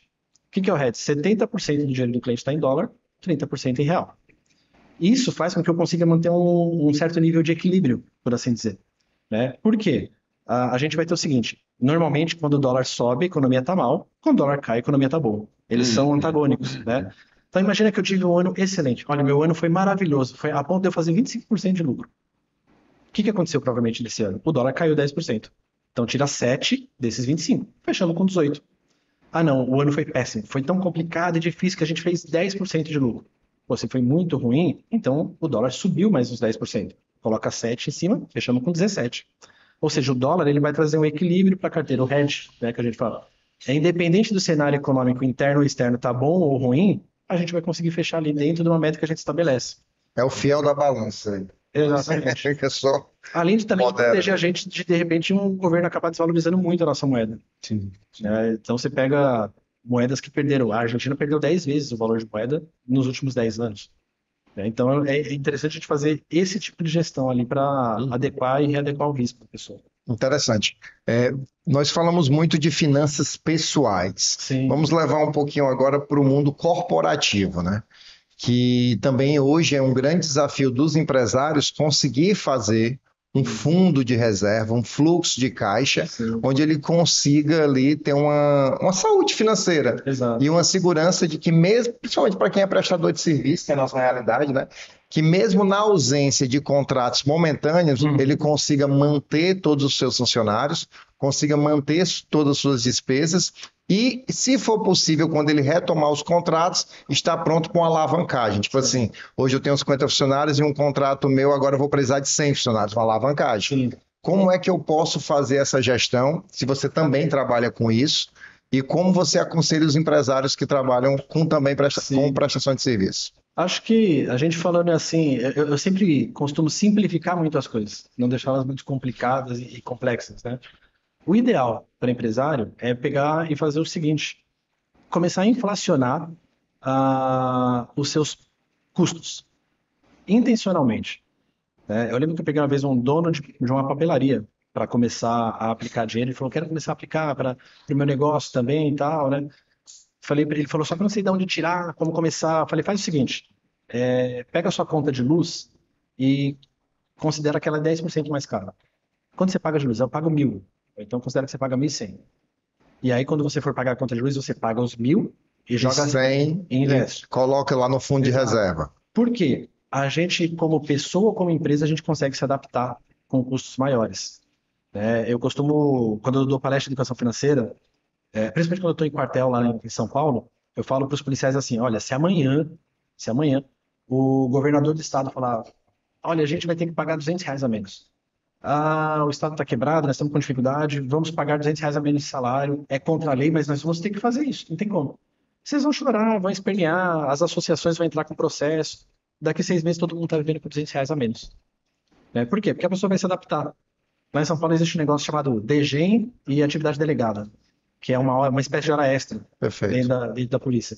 Quem não faz nenhuma dessas vai começar a fazer para cobrir esses 200 de gasto. Quem já faz todas que pode vai achar alguma coisa para cortar em casa, mas a verdade é que todo mundo vai sobreviver com aqueles R$ 200 a menos. Se todo mundo vai sobreviver, é sinal que hoje qualquer um deles poderia estar guardando R$ 200 por mês. Poderia estar vivendo sem Sim, esses 200. porque se eles forem colocados nessa situação, eles dão um jeito. Então, é a mesma coisa para a empresa. Se a luz, por conta, estamos na bandeira vermelha, se a luz subir 10%, você vai pagar. Você vai dar um jeito de pagar ela. E a empresa vai sobreviver. Então, se você inflacionar o preço dela para você guardar dinheiro, você consegue também sobreviver. Começa por ela, depois vai para a água, vai inflacionando os custos. Até a própria folha, né? Exato. Ah, eu pago tanto. Não, vamos imaginar que eu estou pagando 5% a mais de folha. Porque precisam ser coisas obrigatórias. Você chegou a acompanhar a palestra nossa ontem, né? Você lembra quando eu falei do boleto fictício? Sim. Exatamente, que são as formas disciplinares. Você ser o seu próprio banco, né? Sim, Você o conseguir nosso se financiar. cérebro é muito difícil da gente guardar dinheiro porque tem a impressão de que a gente está deixando de comprar alguma coisa bacana para nós ou para a empresa. Que aquele dinheiro ali não serve para nada. O dinheiro parado, entre aspas, né? Por assim dizer. Então, o que a gente faz? Você primeiro precisa se pagar. Você, cria uma espécie de um boleto ali e coloca reserva da empresa. A gente vai E a empresa, não, e a empresa consegue fazer isso até formalmente, que ela consegue emitir boleto, ela consegue emitir um boleto de cobrança com o título lá, pagamento de reserva da empresa, ele vai lá e paga obrigatoriamente. Exato. E aí você acaba começando a guardar o seu capital ali. Acho que esse é um dos pontos principais, né? Eu diria dois, né? Esse de você começar a guardar e o outro que é o mais difícil, né? Eu acredito que não seja o seu caso, pelo que eu já vi de vocês. Vocês são extremamente organizados, mas tem muitas vezes que o empresário acaba confundindo o gasto pessoal com o gasto da empresa. Sim. Essa é a maior dificuldade, acho que sei lá, 80% das pessoas começam um próprio negócio. É a pessoa colocar um prolabore para ela, ao invés de, não, o que for precisando, eu vou pegando. Isso chega a ser assim, um comentário que é muito importante que o empresário, o empreendedor entenda isso, que o capital da empresa não é o capital pessoal. Sim. Inclusive, existem histórias de grandes empreendedores que eles tinham empresas ricas, porém não eram tão ricos, né? Você falou até um exemplo lá de um empresário que tinha várias empresas, várias franquias, mas na sua conta pessoal só tinha R$ 3.000. Sim. Como também a recíproca é verdadeira, né? O caminho de volta, ou seja, às vezes o empresário tem um grande patrimônio, mas a empresa é pobre, porque ele acaba dilapidando o patrimônio da empresa e vai enricando e vai sugando o que a empresa poderia estar prosperando. Então, pessoal, as dicas de ouro aí, ó. Se você paga uma conta de luz hoje de 1.000, coloca 1.100, gera isso como reserva, fundo de reserva. Se você paga uma folha, sei lá, de R$ 10.000, coloca 11.000 e esses R$ 1.000 vai ser um fundo de reserva. E assim você se obriga a ir poupando dinheiro e ter não só um fundo de reserva, mas também um caixa forte para investimento, alavancagem e sustentar também a sua empresa e a sua estrutura durante o período aí das vacas magras, né? Muito bom, muito bom. Em todos os sentidos, né? Porque às vezes a pessoa pode pensar assim, mas aumentar minha folha de 10 para 11 vai me pesar um pouco, tal, não sei o quê. Se o governo aumentar o salário mínimo em 10%, você vai ter que aumentar. Ah, não, mas aí se acontecesse isso, eu iria ver direito, eu iria demitir alguém, provavelmente. Então talvez você precise demitir alguém, talvez você esteja apertado a ponto de você... Tá inchado, né? Exato, exato. É uma coisa que a pessoa tem que pensar também, né? Não, eu não consigo inflacionar porque eu não tenho de onde tirar. Repensa o seu quadro e repensa suas operações. Porque isso significa que, se acontecer obrigatoriamente uma dessas situações que a gente está colocando, a água subir 10%, a luz subir 10%, a pessoa não vai conseguir bancar. Se ela não vai conseguir bancar, ela precisa rever o que está acontecendo dentro da empresa. Existe algo ali dentro da empresa que precisa ser realinhado, né? Exatamente. E hoje em dia o Marcos Vinícius também fornece esse tipo de consultoria para pessoa jurídica ou apenas pessoa física? A gente consegue assessorar pessoa física e jurídica em termos de orientação, tá? Pessoa física é, é muito mais fácil, porque é um processo demorado também, mas é muito mais fácil porque a gente tem poucas áreas dentro da vida de uma pessoa física, e pessoa jurídica vai depender muito do que a gente vai encontrar de dificuldade dentro do cenário que aquele empresário vai trazer. Aí, nesse sentido, eu vou contar com parceria, né? Eu Entendi. tenho parceria, não sei se a gente pode citar, Claro. a empresa Domínio, o domínio financeiro, é quem vai me auxiliar nesse sentido, de Entendi. deixar as contas do empresário ali ok, para a gente Uhum. começar a ter caixa, e o meu trabalho vai ser principalmente rentabilizar esse caixa da empresa. Uhum. A gente conseguir uma rentabilidade bacana para ele fazer esse patrimônio dobrar cada vez mais. Quem sabe a Domínio não vai ser aí uma patrocinadora do nosso podcast, É cara. verdade. Depois desse mexão, né, Domínio? Olhe para nós aí, hein? Bom. Agora, onde que vocês ganham, Marcos? É Sim. num percentual do rendimento? É um valor fixo da Exato. administração? Como que seria? Nós temos 2 pontos dentro da carteira. O primeiro é taxa de administração. Então, a gente tem 1% ao ano de taxa de administração sobre o patrimônio que vai ser administrado. Então, o cliente vai fazer um aporte de R$ 1.000. Ele vai pagar R$ 100 na parte da taxa de administração e vamos gerenciar esses R$ 1.000, esses R$ 10.000 por um ano. Terminou esse ano, Eu já coloco os Exato. 1.000 e já pagaria a taxa antecipada. exatamente, e aí nós vamos fazer esse gerenciamento. Isso chama fee-based. Certo. O que é o fee-based? Uma vez que eu já estou remunerado, qual que é o meu trabalho agora? É fazer o melhor possível para você. E com o máximo de segurança possível. Ou seja, eu preciso fazer o seu dinheiro render o máximo que eu conseguir, o mais seguro que eu conseguir, para que no outro ano você renove comigo. Para que no outro ano você tenha lá, sei lá, vamos dar um exemplo, 20% de rentabilidade, você tinha 100 mil, agora você tem 120. Aliás, você tinha 10 mil, agora você tem 12 mil. Você vai pagar R$ 120, não mais 100. Então, qual que é o meu trabalho? É fazer o melhor trabalho possível para no próximo ano você pagar no ano seguinte e assim por diante. Hum. Qual que é a diferença desse trabalho de um trabalho de uma corretora dessas mais famosas, né? Aí eu não vou me citar nome. Perfeito. Mas a diferença é que normalmente essas corretoras elas são comissionadas quando o seu dinheiro entra lá no produto e acabou. Uhum. Então o corretor, o agente autônomo vai te recomendar ali um CDB, de repente, ou um fundo imobiliário. O seu dinheiro entrou lá, o fundo vai remunerar ele. No ano que vem, ele não tem nenhuma remuneração em cima desse dinheiro novamente. O que ele vai fazer? Mexer nesse dinheiro. Ele vai ter que fazer você tirar o dinheiro de lá e colocar em outro lugar. Então ele vai vir com um discurso extremamente agradável para falar assim: não, vamos fazer o seguinte, ó, vamos pegar esse dinheiro e vamos colocar no outro, que esse outro está melhor. Sempre vai ter um melhor. Todos os anos vai ter um melhor. Porque todo ano ele precisa girar o seu dinheiro para ganhar a comissão. O dinheiro Se ele não entrando girar- naquele. Exato, o seu dinheiro precisa ficar girando, circulando. Porque se ele não ficar circulando, ele não é comissionado. E às vezes o seu dinheiro vai para um lugar pior, porque o pior está remunerando melhor. Tem um lugar que te dá 1% ao mês, outro te dá 0,8%, mas o que dá 0,8% paga uma comissão maior para ele. Então, às vezes, o capital vai para lá. Mas E existe. agora, quando a gente fala em fee-based, é isso. Como você já foi remunerado antes, não tem um conflito de interesse. Mas existe, por exemplo, alguma remuneração sobre Performance. sobre a Sim, performance? sim. O fundo ele tem a taxa de performance. 5%, hoje em 5% sobre o lucro. Né? Essa taxa de performance, eu uso ela para fazer uma reserva técnica do fundo. Ela não é para distribuir bônus, dividendos para executivos, sócios, etc. Ela é para fazer a reserva técnica. Hoje, do tanto que a gente tem de capital operado, quase metade, a gente tem quase metade à parte de reserva. E aí você tem a reserva Fantástico. como funciona uma gestão de um hedge fund, né? Eu vou ter ali um valor X, você tem R$ 100.000 que você está administrando e 40, 50 mil que está em bancos, né? Em bancos fora do país, para ter uma reserva técnica estratégica. Porque quando você tem um fundo, uma offshore, qualquer empresa que seja, você é obrigado a usar corretoras para fazer as operações. Você tem que fazer as operações por corretoras. Para eu pegar o meu fundo e fazer um trade, uma operação de lá de uma ação dos Estados Unidos, eu preciso ser por uma corretora americana, né? Um agente de custódia. E se essa corretora, onde eu tenho parte do capital dos meus clientes, né, eu estou fazendo operações, se essa corretora quebrar, ela leva todo esse dinheiro embora.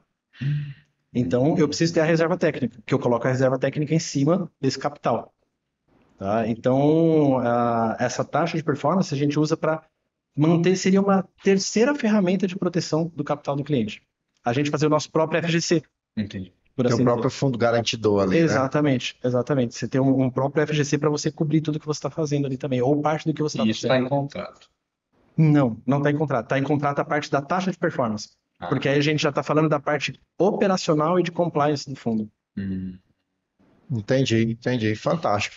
Hoje, Até porque, só um disclaimer, né? Fundo que lida com renda multimercado, que tem renda variável no meio do caminho, ele não pode colocar nenhuma garantia em contrato. Qualquer fundo multimercado. Entendi. Qualquer pessoa que lida com renda variável, seja ela qual for o nível, 99, não, aplica comigo que eu vou colocar 99% do seu dinheiro em renda fixa e 1% em renda variável. Esse cara ele não pode te dar nenhuma garantia em contrato de resultado.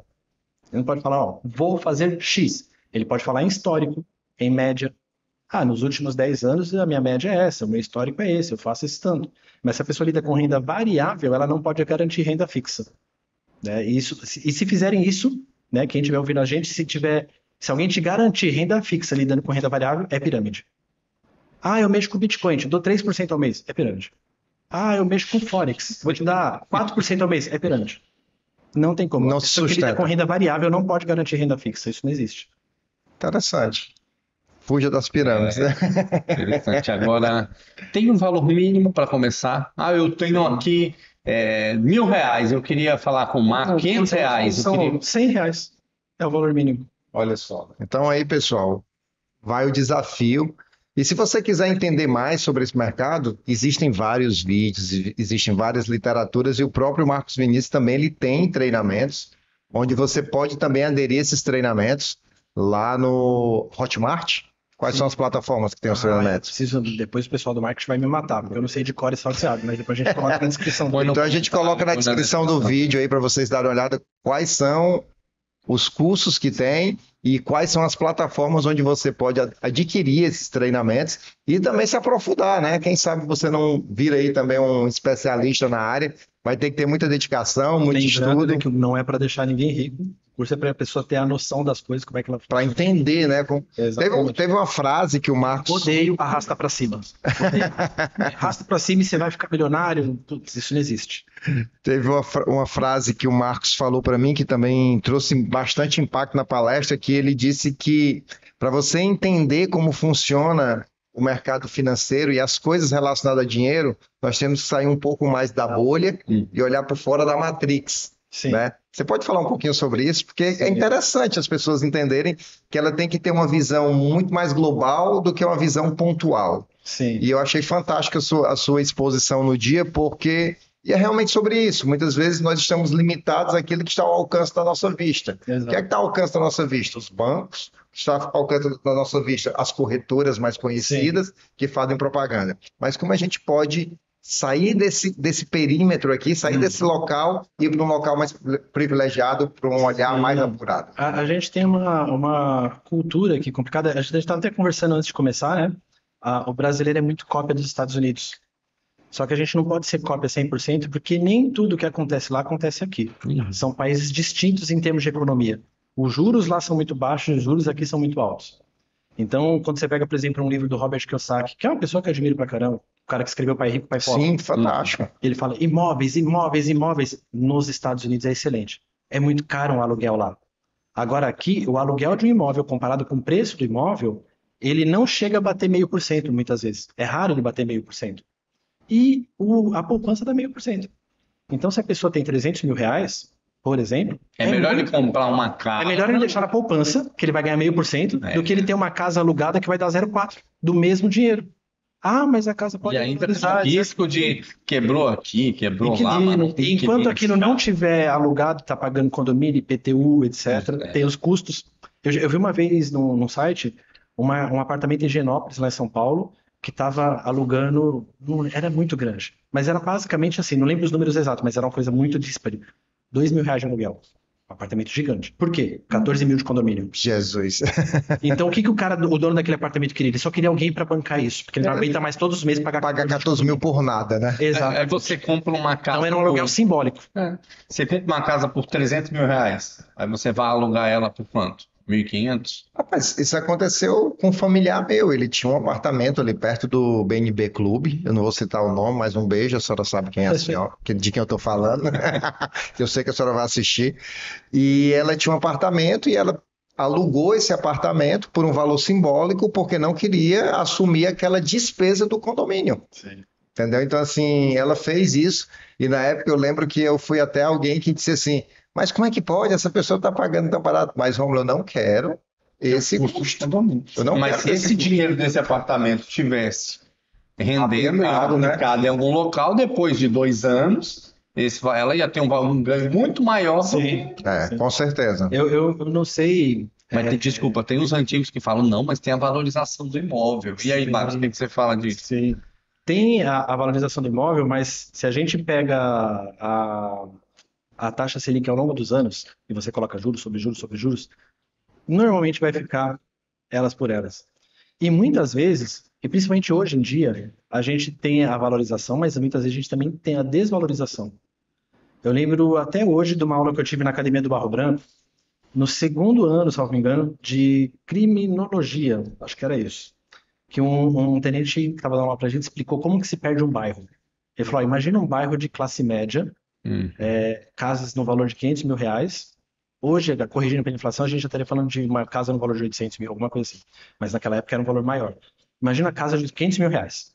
Muda para lá, são pessoas que moram ali que têm a mesma cultura, o mesmo nível. Muda para lá uma família de novo rico. Uma pessoa que acabou de se elevar para aquele patamar. Uhum. E ele não tem o mesmo comportamento que os demais. É. É uma pessoa mais bagunceira, baderneira, tem umas amizades duvidosas. E essa pessoa ela começa a fazer festa com som alto, uma bagunça, uma baderna. E a senhorinha que mora ali no bairro, já tradicional, que é a vizinha, né? Ela vai reclamar e eles mandam essa senhora para outro lugar. Fala, meu, vai para aquele lugar, vai tomar aquele lugar. A casa é minha, eu faço o que eu quiser. Aí essa mulher vai na polícia, a polícia não tem muito o que fazer, porque teria que expor. Né? Ela vai no Ministério Público, quase ninguém dá atenção para ela. O que essa mulher faz depois de 6 meses? Ela está desesperada, ela não aguenta mais viver ali. Ela vai vender a casa dela por 300 mil. Aquela de 500. Ela vai vender porque ela está desesperada. Ela precisa ir embora. Ela quer sair dali. Exatamente. Ela quer A paz. partir do momento que ela vendeu por 300, provavelmente muda uma outra família ali de uma renda mais baixa que tem o mesmo comportamento daquela vizinha. Agora são 2 casas participando da baderna.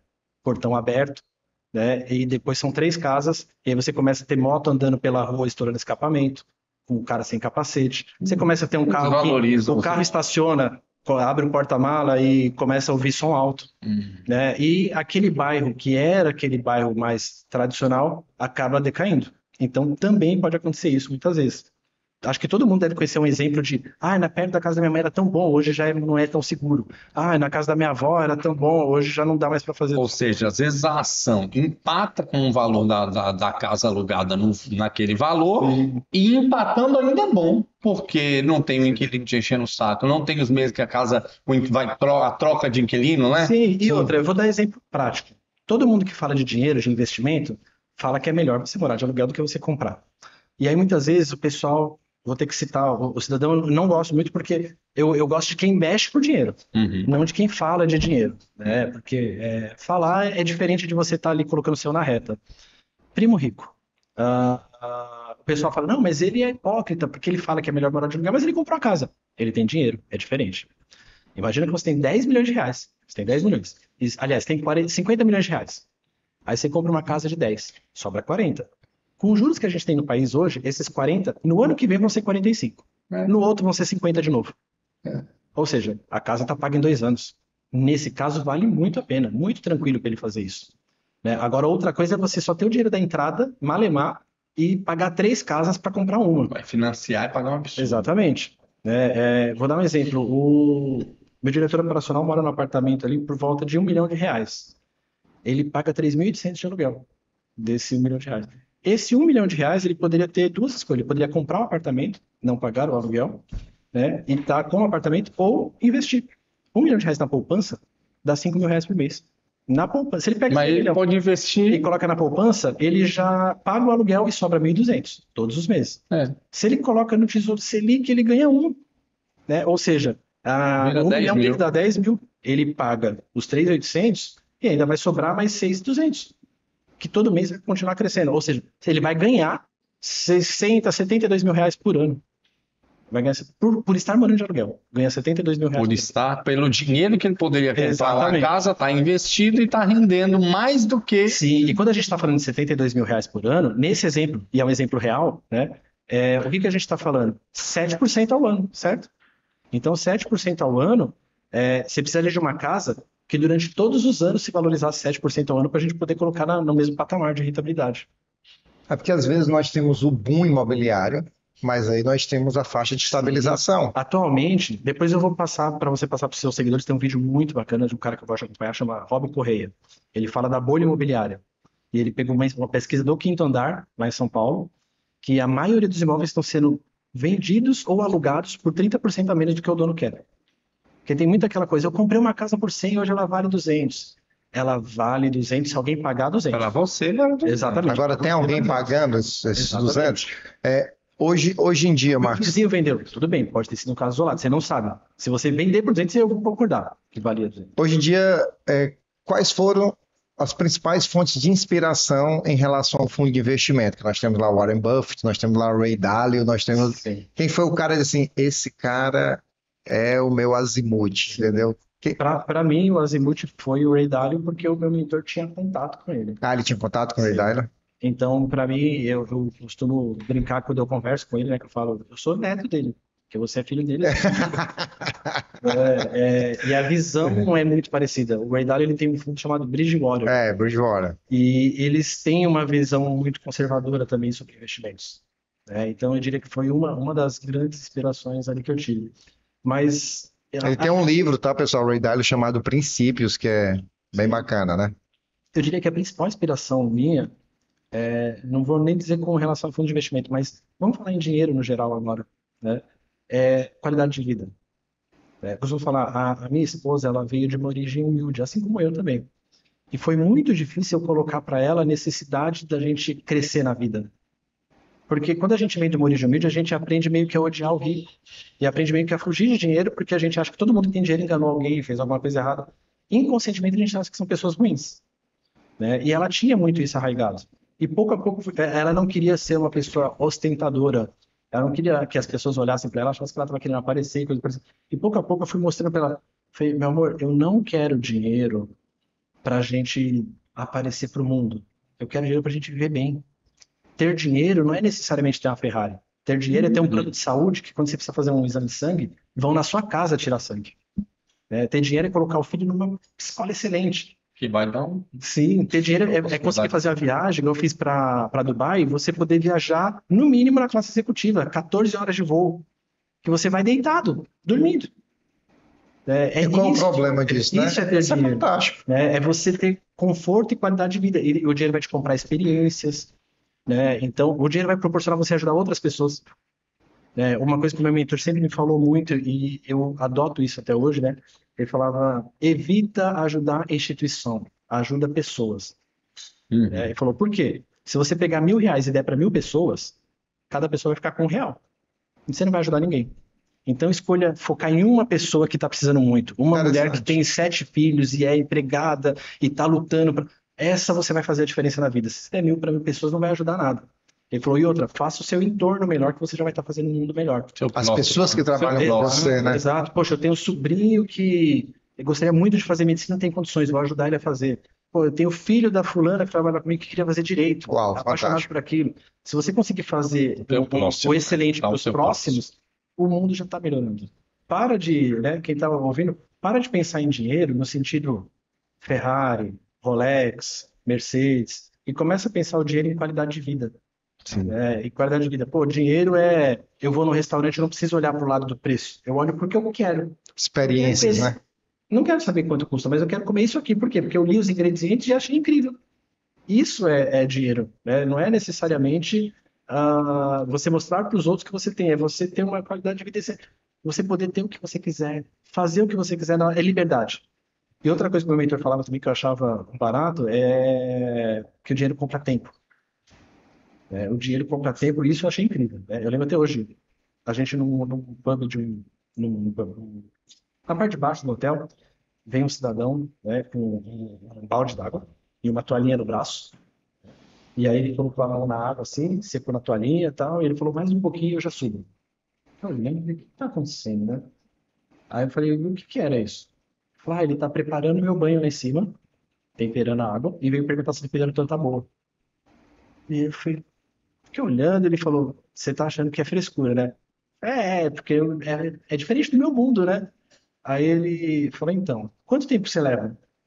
Colocando água quente, fria, quente, fria? É verdade. Eu falei, Então no hotel você vai girando assim. exatamente. Tá muito quente, tá muito quente, tá muito quente. Eu falei, sei lá, uns 10 minutos, 15, sei lá. Eu falei, então, esses 10, 15 minutos que eu gastaria fazendo isso, eu tô aqui conversando com meus amigos. É isso que o dinheiro faz, ele compra tempo, né? Eu tenho um motorista particular, então, ele falando, né? Quando eu estou indo para o trabalho, eu estou indo no banco de trás resolvendo Trabalhando. e-mail, já estou fazendo coisas já. Eu não estou preocupado se tem um motoqueiro que vai arrancar o retrovisor, não estou estressado. É problema do meu motorista, eu estou lá atrás vendo isso. Quando você tem condições de contratar alguém para fazer algum serviço para você, eu tenho condições de contratar, sei lá, uma cozinheira, uma passadeira, coisa parecida. Aquele tempo que você ou sua esposa, porque o casal normalmente precisa se ajudar, estaria fazendo aquilo, você está com a sua esposa.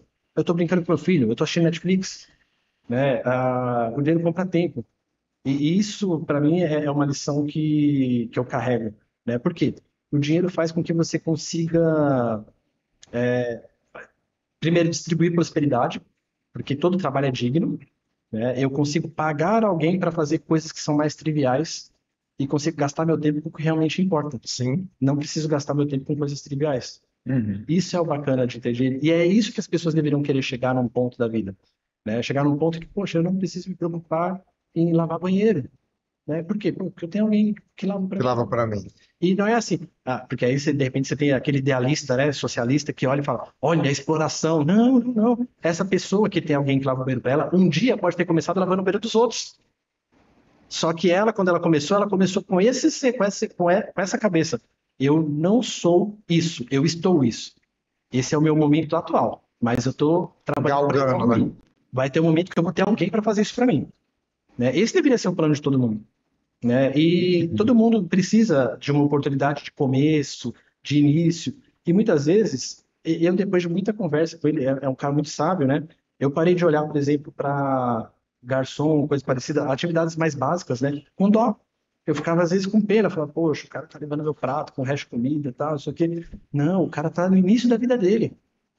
Esse cara daqui a pouco ele pode ser o dono, O ele dono do pode ser o restaurante. gerente, exato. Ele não tenha pena, porque na verdade ele está fazendo o trabalho dele. O mundo funciona dessa forma, né? E cabe a ele ir mudando cada vez mais essa situação. E eu conheço pessoas que hoje têm rede de restaurantes aqui no estado do Ceará, Porque você pega o know-how, né? que começaram primeiro vendendo DVD no meio da rua, na época dos DVDs. Sim, sim. Depois da venda do DVD, eles começaram a entender, eles frequentavam tantos restaurantes vendendo DVD que eles começaram a ver que aquilo era uma oportunidade de negócio. Então eles juntaram todas as economias que eles tinham, dois irmãos, aí montaram um restaurante pequenininho, especialista em marisco. Sim. Esse restaurante cresceu, foi para Vajota, esse que é um centro gastronômico que nós temos aqui no estado do Ceará. Cresceu, já está em outro canto e os caras não vendem mais DVD pirata. Sim. São empresários de sucesso hoje em dia, Eu entendeu? não cheguei a ver, eu vou assistir depois. Eu vi os cortes, fiquei muito interessado, eu quero ver completo depois. Mas vocês estiveram aqui com o Luiz André. Luiz André, foi. Ele começou vendendo comida na rua. Foi, Na praia. sanduíche natural. Silvio Santos. Começou vendendo laranja no cinema, né? Exatamente. E nós vamos ver vários. Não, o próprio Janguier Diniz começou como engraxate, Sim. que é o dono da maior Sabendo agora da história, né, do Luiz André, de aonde ele chegou, imagina você lá na praia, quando ele estava vendendo lanche, você olhar para ele e achar que ele é um coitado. Muito longe de ser um coitado. Aquele cara ia ser dono da maior rede de pet shop do Nordeste. Né? E você não daria para você ficar olhando para ele e falar, nossa, que pena, né? Coitado, vendendo lanche do sol enquanto eu tô me divertindo. Que mundo injusto. Porque Tem muita muitos gente que ainda estão se divertindo Sim. no mesmo nível. Sim, tem muita gente que cai nessa falácia ali da esquerda, do socialismo, de, poxa, que pena, né? Isso não é justo, gente. Ó, o cara do sol, o cara tá fazendo o corre dele. E ele chegou muito mais longe do que aquela pessoa que ele tava vendendo o lanche. É isso mesmo. Então, Pode ser que muitas pessoas que compraram o lanche dele, Sim. que tiveram talvez esse sentimento, não chegaram nem. Verdade. Sim, você pode estar hoje andando no Uber de um cara que amanhã vai estar contratando o serviço da sua empresa. E você vai estar lá tratando ele bem, porque é um contrato enorme. Daqui 15, 20 anos, de repente, sei lá. É verdade. Uau, acho que tivemos Acho que a gente aí, vai ter que dividir esse episódio em dois, viu, Cíntia? tivemos aí uma aula Uma aí. aula Eu mesmo. agradeço demais a vinda do Marcos. Vamos fechar aí com alguma Uma dica, né, de uma ouro. dica, Uma dica de ouro. para quem quer construir para quem quer um dia ter aí uma vida financeira sustentável, né? Sim. A famosa Sustentabilidade. sustentabilidade financeira. Qual a Sim, dica de vamos dar ouro? o passo a passo, literalmente. Vamos lá. Passo 2, passo 3, né? Lembrando que a gente consegue fazer todo esse espaço para a pessoa, mas a pessoa, vamos lá, quer fazer sozinha. Começa Tesouro Selic, monta sua reserva de emergência. 6 meses. Montou a reserva de emergência em 6 meses, começa a procurar investimento que tem carência mais longa, né? Ou seja, que vai te dar juros maior, porque vai ter que ficar mais tempo preso. E parte pequenininha disso é algo mais arriscado, renda variável, etc. Tal. E você vai continuar guardando dinheiro mês a mês, certo? Agora você está guardando nessa parte, que é para o seu futuro. Mas guarda também a rentabilidade da reserva de emergência. Porque a reserva de Deixa lá emergência mesmo que é. chegou nos 6 meses, já está ótimo. Então, e essa reserva vai dar juros. Né? E igual você falou, 5 mil reais, a pessoa tem 30. Se a pessoa tem 30 e está numa reserva de emergência que dá 1% no mês, sei lá, um Tesouro Selic, por exemplo, ele vai ganhar 300 reais. Esses 300 tem que ir para o futuro, para o patrimônio futuro. Não deixa ali se retroalimentando. Usa ele para te ajudar a alavancar o seu futuro também. Mantém essa reserva de emergência e o que render dela vai para o futuro Você com outro valor que ele... Isso, e você estava guardando 5 mil reais por mês. Pô, agora eu vou guardar 5.300. Os mesmos 5 que eu já estava guardando, mais o lucro da reserva de emergência. Vai me ajudar a crescer mais ainda. Ótimo, esse é o ponto principal. Vai chegar um momento, né? Quando chegar o momento de você ter ali 400, 500, 600 mil reais, 700, você já precisa começar a se preparar para o passo seguinte, que é dolarizar o seu patrimônio. Isso eu acho muito importante, a pessoa procurar dolarizar o patrimônio dela. E por que dolarizar boa parte do patrimônio? Manter a parte de renda fixa aqui, porque a nossa renda fixa sempre teve juros altos e sempre vai ter juros muito altos. Mas você precisa se proteger de viver num país, a gente tem que admitir, a gente vive num país de terceiro mundo. A gente precisa se proteger disso. Uma vez um cliente falou para mim, você viu que vão abrir conta em dólar? O Senado está para aprovar conta em dólar, o que você acha? Eu falei, não é uma boa. Não, mas por quê? Eu falei, por que você teria uma conta em dólar aqui no Brasil? Ele falou, para proteger o meu dinheiro. Para proteger de quem? Do governo. Então você iria proteger o seu dinheiro do governo dentro do país? Como que você ia proteger o seu... Existia um negócio na Argentina, só rapidinho, chamado curralito. O que foi o curralito? De uma hora para outra, o governo argentino, as pessoas estavam acostumadas a guardar dinheiro em dólar lá no banco. E de uma hora para outra, o governo argentino falou assim, a partir de agora, tudo que está em dólar é a mesma coisa em peso. Jesus. Imagina que você guardou um dinheiro enorme, você tinha lá 100 mil dólares, virou 100 mil. Equivalente, exato, virou 100 mil pesos. Da noite pro dia, teve gente que se matou. Mas tem muitas pessoas têm medo de investir no mercado financeiro por conta desse tipo de coisa, do plano Collor. Exatamente. Do curralito. Qual a probabilidade disso acontecer? Qual a possibilidade disso acontecer no Brasil? Existe? Tem como a gente pensar isso? Eu diria que nada é impossível. A probabilidade é bem pequena. Né? A gente dificilmente vira uma Argentina ou Venezuela, muito porque a gente tem um setor de commodity muito forte. Né? Por mais que o governo faça muita coisa errada, sempre entra dólar aqui, porque tem soja, milho, trigo, açúcar, algodão. Ferro, né? Ferro, gado. Então acaba sempre entrando dólar, muito dólar, e acaba equilibrando um pouco até a balança. Então a gente tem menos riscos, mas não é impossível. E você vê o anseio de alguns, né? Eu já vi ministro da STF falando... Imagina se amanhã a gente decidisse que os investimentos não iam render mais X porque a sociedade está precisando. A classe média precisa entender que precisa ajudar. Né? Então, a gente está sujeito de tudo, eu diria. A partir do momento que a gente vê algumas ações que quem é formado em direito vai entender o que eu estou falando. Você tem coisas assim que você considera, em que pese não estejam na Constituição como cláusula pétrea, você considera cláusula pétrea algumas coisas. E você vê algumas mudanças. A gente teve atualmente, por exemplo, uma mudança que foi considerar um imposto que não era considerado. Fala assim, ó, a partir de agora esse imposto é válido, e não só é válido, como todo mundo que deixou de pagar nos últimos anos que ele não era válido, vai ter que pagar e com multa. É surreal. Né? A gente tem Agora vamos falar... Por que você perguntou para nós, mas vamos falar do gringo. A gente tem que olhar para o Brasil como um gringo olha para o Brasil. E nós somos um país inseguro juridicamente. E é por isso que a maior parte do dinheiro de fora vem para especulação. Por isso que o dólar é muito volátil, sobe e desce. 4,80, 5,30, 4,90, 5,14. Por quê? Porque o dinheiro que vem de lá de fora muitas vezes não vem para infraestrutura, não vem para a economia real, não vem para as coisas aqui, vem para a bolsa. E esse dinheiro que está na bolsa é um dinheiro volátil, é o dinheiro do especulador. O dinheiro do especulador é o quê? Tá me dando lucro, tá lá. Tá me dando prejuízo, eu tiro. Então é um dinheiro que entra e sai o tempo todo. Um inglês, você falar com um inglês para ele investir no Brasil, ele olha para a gente igual a gente olha para a Bolívia. Você pensa, e se você comprar tesouro direto da Bolívia, por exemplo, Ele fala é isso porque seguro. ele tem um escritório em Londres, Sim, né? é difícil. Se você pegar, por exemplo, falar assim, pô, eu vou pegar o seu dinheiro e vou comprar tesouro direto chileno. Você vai olhar de um jeito bem, porque a gente tem a noção, pô, o Brasil é o maior da América Latina, não tem sentido, né? Mas é um tesouro direto bom, é uma economia muito boa. Uhum. Mas a visão de fora é diferente. Então a gente precisa sair, é o que você falou da Matrix, né? A gente precisa sair e enxergar de fora. Como que as pessoas lá fora enxergam o nosso país em termos de investimento? E não fazer o questionamento, a gente corre o risco de perder muito ou de não perder e coisa parecida, porque tudo que vale hoje em dia é rentabilidade em dólar. Quanto que a carteira deu em dólar? Né? Porque lembra que eu falei? Na Argentina você pode conseguir 100% ao ano, mas em dólar você ficou no 0 a 0. Então Uhum. adiantou muito. Adiantou muito para você se manter e se cobrir de inflação lá. Né? Isso aí. Uau.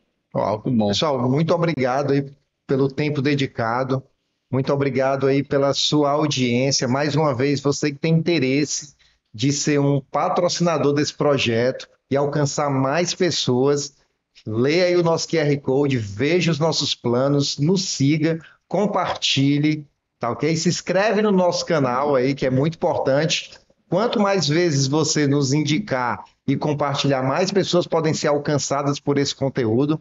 E aqui eu deixo meu muito obrigado ao Marcos Vinícius. Muito obrigado, Marcos, pela sua entrega, sua dedicação. Você não mediu esforços de entregar tudo, né? Muito bom, muito bom. Entregou tudo. Eu espero que você, que é um trabalhador da indústria eólica ou de outras indústrias, até um cidadão brasileiro, você que é empresário também, pegue essas dicas e vamos tornar o nosso país cada vez melhor e mais seguro. É um objetivo também da gente, né? Sim. Tornar o nosso país um canto bom para se viver e um canto bom para se investir também, né? Exatamente. Tá ok?